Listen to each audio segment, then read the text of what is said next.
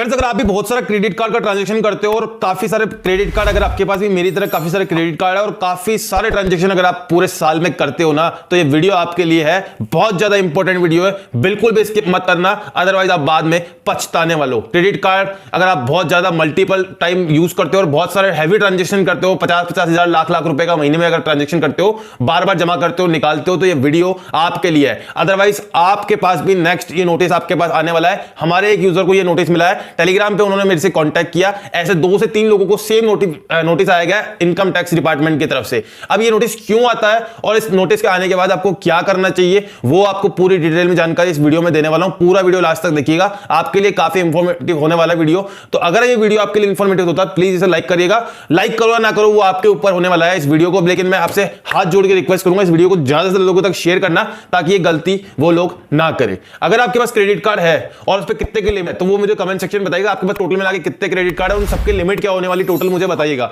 देखो यहां पे अगर मैं बात करूं, आप अगर एक फाइनेंशियल ईयर में, यानी कि 1 अप्रैल से लेकर के और 31 मार्च तक में अगर आप पूरे क्रेडिट कार्ड का ट्रांजैक्शन अगर 10 लाख रुपए से ज्यादा का ट्रांजैक्शन कर लेते हो, तो आपके पास पूरे हाई चांसेस है कि इनकम टैक्स डिपार्टमेंट की तरफ से आपके पास नोटिफिकेशन आ सकता है, आपके पास एक नोटिस आ सकता है। बताया जाएगा कि उसमें भैया आपको ये बताना पड़ेगा कि ट्रांजैक्शन आपने कहां किए हैं, कितनी इनकम हुई है। अब होता क्या था, जो हमारे टेलीग्राम पे यूजर था ना, जिन्होंने मेरे को कांटेक्ट किया, अविनाश नाम था उनका, बेसिकली उन्होंने कांटेक्ट किया। उन्होंने कांटेक्ट करने के बाद उन्होंने मुझे बताया कि मैंने उनसे पूछा कि भैया आपने किया क्या था, क्यों नोटिफिकेशन आया आपको इनकम टैक्स डिपार्टमेंट से। तो उन्होंने बताया कि भैया मैं हर महीने लगभग कभी 1 लाख, कभी 2 लाख, कभी 2.5 लाख, कभी 80,000 ऐसे करके मैं रेंट पेमेंट करता था अपने ही एक अकाउंट से दूसरे अकाउंट पे रेंट पेमेंट के लिए मैं करता था। तो एक चीज ध्यान रखिएगा, अगर आपके अकाउंट में कोई भी पैसा रेंट पेमेंट के थ्रू आता है या आप किसी के अकाउंट में रेंट पेमेंट भेजते हो, मान के चलो आपने मम्मी को भेजा, पापा को भेजा, या भैया को भेजा, या अड़ोसी पड़ोसी किसी को भी भेजा, या खुद को ही घुमा के भेज लिया, रेंट पेमेंट जो होता है ना, वो हमेशा ध्यान रखना वो आपकी इनकम में काउंट होता है। यानी कि अगर एक महीने में, अगर हर महीने आप 1-1 लाख रुपए का रेंट पेमेंट कर रहे हो ना अपने आप को ही, तो भैया आप कहीं ना कहीं 12 लाख रुपए साल के कमा रहे हो। अब 12 लाख रुपए साल के कमा रहे हो, तो उस पर आपको इनकम टैक्स देना पड़ेगा, क्योंकि आज के टाइम पे सभी चीजें डिजिटल हो चुकी है, कुछ भी छुपाना यहां पर असंभव हो चुका है, क्योंकि आपकी हर चीज जो है वो आधार कार्ड और पैन कार्ड से लिंक है। आधार और पैन कार्ड से लिंक है। आप कोई सा भी बैंक खोलते हो, कोई सा भी अकाउंट खोलते हो, तो कहीं ना कहीं आपको केवाईसी करना पड़ता है, और जब केवाईसी करना पड़ता है तो सारे डॉक्यूमेंट आपके ऑटोमेटिकली वहां पे चले जाते हैं। अब बात करते हैं कि आपको किन किन केस में इनकम टैक्स से नोटिस आ सकता है, और नोटिस अगर आ जाता है तो आपको उस केस में क्या करना चाहिए, और क्या आपको मल्टीपल बैंक अकाउंट रखने चाहिए या नहीं रखने चाहिए, उसके ऊपर भी हम डिटेल में बात करने वाले हैं। वीडियो हो सकता है थोड़ा लंबा हो जाए, तो पूरा वीडियो लास्ट तक देखिएगा बिना कुछ स्किप करे हुए। इस वीडियो पे लाइक एम रखता हूं 500 लाइक, बहुत छोटा सा लाइक है, जरूर से कंप्लीट हो जाएगा। देखो यहां पे होता क्या है, इनकम टैक्स के अंदर कुछ सेक्शंस बने हुए हैं। ये आप ना ये पता कर सकते हो, आपको पता करना है कि भैया मैंने अब तक कितनी जगह पे मेरा टीडीएस कटा है, ठीक है। तो इसके लिए एआईएस, टीआईएस करके 2 फॉर्म होते हैं, उनको जाकर के आप चेक कर सकते हो। एनुअल इन्फॉर्मेशन स्टेटमेंट होता है, वहां पर आपको पता लग जाएगा कि कौन कौन से जो ट्रांजैक्शन है मेरे इनकम टैक्स डिपार्टमेंट में रिपोर्ट हुए गए। मान के चलो आपका कहीं पे टीडीएस कटा है, तो वो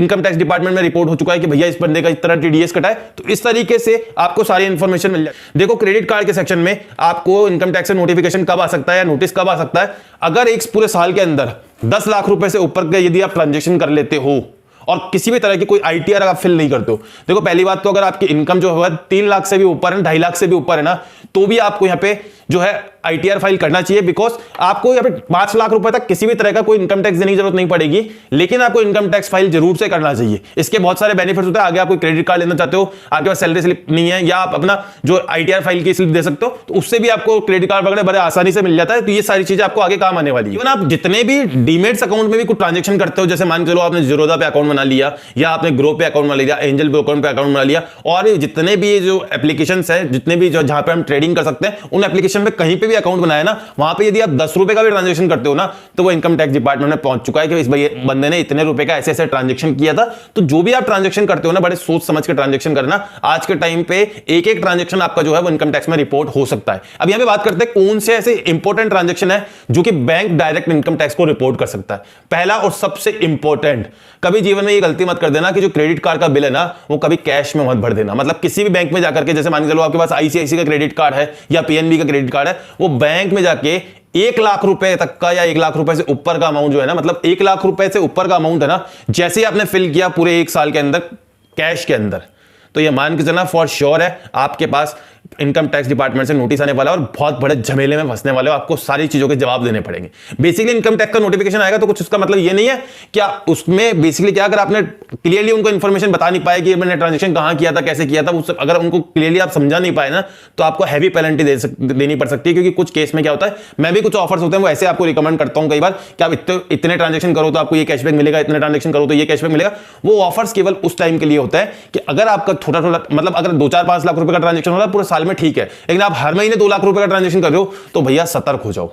ठीक है, अब बात करते हैं कि आपको इनकम टैक्स का नोटिफिकेशन जो है या नोटिस जो है वो कब तक आ सकता है। भैया आज आपने ट्रांजैक्शन किया है ना, तो आप ये मत सोचना कि 1 साल में मेरे पास इनकम टैक्स का नोटिस नहीं आया तो आगे मेरे पास नहीं आएगा। पूरे 5 साल के अंदर में कभी भी आपके पास नोटिस आ सकता है। यानी कि अगर आपने आज की डेट में, जिस समय मैं ये वीडियो रिकॉर्ड कर रहा हूं 28 दिसंबर 2022 को यदि आपने ट्रांजैक्शन किया है ना, तो आप 28 दिसंबर 2027 तक मेरे पास नोटिफिकेशन आ सकता है कि भैया इस ट्रांजैक्शन का मुझे बताइए आपने कहां पे कौन सा ट्रांजैक्शन किया था। यदि मैंने प्रॉपर उसका आंसर दे दिया जब तो ठीक है, कोई दिक्कत नहीं। और सबसे बड़ी चीज, अगर साल 6 महीने बाद भी अगर नोटिफिकेशन आता है ना तो मुझे याद भी नहीं रहेगा कि कौन सा ट्रांजैक्शन मैंने कहां पे किया था। तो इसलिए मेरा एक प्रो टिप भी आपको देने वाला हूं इस वीडियो में एंड में, तो बने रहिएगा इस वीडियो पे, स्किप करके मत जाइएगा। अब यहां पे बात करते हैं, कुछ लोग ये पूछ रहे हैं कि भैया हम सेविंग अकाउंट जो होते हैं ना वो कितने अकाउंट रख सकते हैं। इसके ऊपर मैंने ऑलरेडी काफी टाइम पहले एक वीडियो बनाया था, आज से 2-3 साल पहले, उसको काफी ज्यादा लोगों ने प्यार दिखाया था। मैं यहाँ पे शॉर्ट में समझा देता हूं। आप सेविंग अकाउंट जो है ना 1 नहीं, 10 नहीं, 20 नहीं, 50 नहीं, आप जितने मर्जी सेविंग अकाउंट रख लो, बट उनको मेंटेन तो आपको ही करना पड़ेगा ना बॉस। उनको मेंटेन करने के लिए जो जीरो बैलेंस अकाउंट भी होते हैं ना, जिनके लिए मैं खुद भी पर्सनली रिकमेंड करता हूं ओपन कराने के लिए कई बार, तो जो जीरो बैलेंस अकाउंट भी होते हैं ना उसमें आपको डेबिट कार्ड के चार्ज लगते हैं। कई केस में आपको यहां पे जो है SMS के चार्जेस भी लगते हैं, तो उनको केवल आपको खुद को मेंटेन करना है। अदरवाइज आप यहां पे जो इनकम टैक्स डिपार्टमेंट है वहां पे किसी भी तरह का नहीं कहा गया कि एक जो नॉर्मल आदमी है वो कितने सेविंग अकाउंट खोल सकता है, इस तरह का कोई भी नोटिफिकेशन नहीं है। बट अगर आपके हर एक सेविंग अकाउंट में एक हाई वॉल्यूम अमाउंट पड़ा हुआ है, हर एक सेविंग अकाउंट में 10-10, 20-20 लाख रुपए पड़ा हुआ है आपके, और आपके पास 20 अकाउंट अलग अलग पड़े हुए हैं, 10-10, 20 अकाउंट पड़े हुए हैं, इतना तो मेरे हिसाब से शायद बहुत ही कम लोगों के पास होते होंगे। लेकिन अगर गलती से अगर ऐसे अमाउंट अगर किसी के पास पड़ा है, हाँ, तो फिर बैंक आपको बैंक जो है वो इनकम टैक्स में रिपोर्ट करेगा, और फिर आपके पास जो है इनकम टैक्स डिपार्टमेंट से बहुत जल्दी नोटिफिकेशन आने वाला है, नोटिस आने वाला है, और फिर आप मीडिया में छाने वाले हो, फिर आपका अलग ही स्वैग बनने वाला है। तो ऐसी गलतियां मत करना, ठीक है। एक अगर सेविंग, अगर आपको बहुत सारा अमाउंट ही रखना है, बहुत सारे ट्रांजैक्शन करना है, तो एक करंट अकाउंट खोल लेना, उस पर आपको कोई दिक्कत नहीं आएगी, उस पर लिमिट आपकी बढ़ जाएगी। तो वो सब चीजें एक अलग पैटर्न है। अब यहाँ पे प्रो टिप क्या देने वाला हूं, ओवरऑल जो जिस वजह से मैं ये वीडियो बना रहा था वो मैंने सारा यहाँ पे कंप्लीट कर दिया। एक प्रो टिप मैंने कई वीडियोज में आपको दिया, अगर मेरे पुराने यूजर हो तो आप जानते होंगे। एक काम हमेशा कर लेना, अपने 2 बैंक अकाउंट रखना। 2 बैंक अकाउंट रखने के लिए मैं क्यों बोल रहा हूं, एक बैंक अकाउंट रखना A नंबर, एक बैंक अकाउंट B नंबर। केवल और केवल समझाने के पर्पज से समझाना चाहता हूं। क्या समझाना चाहता हूं ना, वो आपको केवल और केवल 1 मिनट लूंगा, ज्यादा टाइम नहीं लूंगा, 1 मिनट में समझ में आ जाएगा। एक बैंक अकाउंट रखना खुद का पर्सनल, एक बैंक अकाउंट रखना ऑफिशियल। एक तरह से मैं ऑफिशियल और पर्सनल के तरीके से समझाता हूं आपको, ठीक है। पर्सनल में जो आपकी जमा पूंजी है, यानी कि अब तक आपने जो भी सेविंग करी है, 1 लाख, 2 लाख, 5 लाख, 4 लाख, 3 लाख, जब से भी आप जॉब कर रहे हो, या जो भी आपका ड्रीम है आगे चल के, आपको कोई गाड़ी लेनी है, घर बनाना है, या कुछ हायर एजुकेशन करनी है, या किसी के घर में शादी करनी है, कुछ भी जिसके लिए आप सेविंग कर रहे हो, जो भी आपका मोटिव है, एक अकाउंट तो वो रखना जिसमें पैसा वही हो, जो पर्सनल अकाउंट जिसको मैं बोल रहा हूं। और एक अकाउंट रख लेना प्रोफेशनल अकाउंट है, जिसमें आप जितने भी जो ट्रांजेक्शन करोगे ना, दुकान पे गए और दुकान पे जाके आपने कुछ भी खाया पिया, कुछ आपने लिया, बर्गर खाया या कुछ और भी कहीं पे कुछ किया, तो जितने भी गूगल पे, फोन पे, पेटीएम और भी 50 तरह के जितने भी QR कोड आपने स्कैन करने हैं ना, वो हमेशा जो आपका प्रोफेशनल अकाउंट है ना उससे करना। और जो आपका पर्सनल अकाउंट है ना, उसको कहीं भी किसी भी UPI से लिंक मत करना। उसको केवल लिंक भी करो तो ऐसा ही लिंक करना कि आप महीने में एक आधा ट्रांजेक्शन से ज्यादा ना करो। क्यों कह रहा हूं ये, कि इन केस बहुत सारी जगह पे हमको बैंक अकाउंट लिंक करना पड़ता है, उस केस में हम अपना कई बार मेन अकाउंट भी लिंक कर देते हैं, तो जो वो बिल्कुल भी गलत है। क्या होगा कि अगर मान के चलो किसी कारण से आपका जो एक अकाउंट है वो हैक हो गया, या किसी को कुछ डिटेल्स मिल गई, किसी तरह से आपके साथ फ्रॉड हो गया, तो जो आपका मेन अकाउंट है ना, जिसमें बिजनेस पर्सनल अकाउंट जो है, जिसमें जमा पूंजी आपने रखी हुई है ना, वो आपकी नहीं डूबेगी। और जो आपका प्रोफेशनल अकाउंट है जिसको आप ज्यादा से ज्यादा यूज करते हो, उसमें 5-10 हजार रुपए रखो और अपने आप सारे ट्रांजेक्शन उससे ही करते रहो। कैसा लगा ये प्रो टिप जरूर से कमेंट सेक्शन में बताइएगा। होपफुली आपको वीडियो पसंद आया हो, पसंद आया तो लाइक करके जाइएगा, बाकी सारे दोस्तों के साथ शेयर करिएगा। मिलते हैं कोई नए इंटरेस्टिंग वीडियो में। जय हिंद, वंदे मातरम।